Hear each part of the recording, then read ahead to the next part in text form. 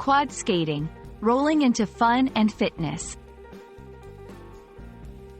Hello, and welcome to today's English learning video. Today, we'll be talking about a fun and exciting activity: quad skating.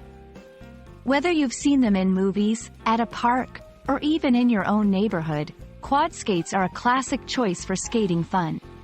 Let's roll into the details and learn what makes quad skating unique and thrilling. Quad skating is a recreational activity, a sport, and even a mode of transportation that involves skating with shoes or boots that have four wheels arranged in two rows. This design is why they're known as quad skates, stemming from the Latin word for four. These skates are different from inline skates, which have all wheels in a single line. Quad skates have a rich history dating back to the 18th century. They first appeared in the 1760s and have evolved over time. Originally used in stage performances and later in social gatherings, quad skating gained popularity as a leisure activity and sport. The traditional 2x2 wheel configuration is a nod to the past and has stood the test of time. Not just for leisure, quad skating is also competitive. Roller derby is one of the most well-known sports that use quad skates.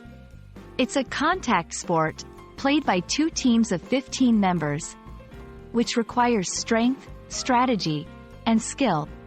Speed skating and artistic skating are other competitive forms of quad skating.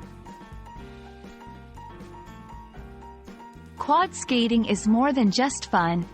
It's a great workout too. It combines cardiovascular exercise with muscle strengthening and balance. It's a low-impact activity that can help improve joint health, and it's also a stress reliever. Plus, it's a social activity that can be enjoyed with friends and family. We hope you've enjoyed learning about quad skating. It's a fantastic way to have fun, stay active, and meet new people.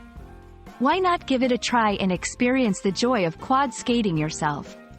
Thank you for watching, and we look forward to bringing you more fun English learning videos. Keep skating towards your language goals, and see you next time.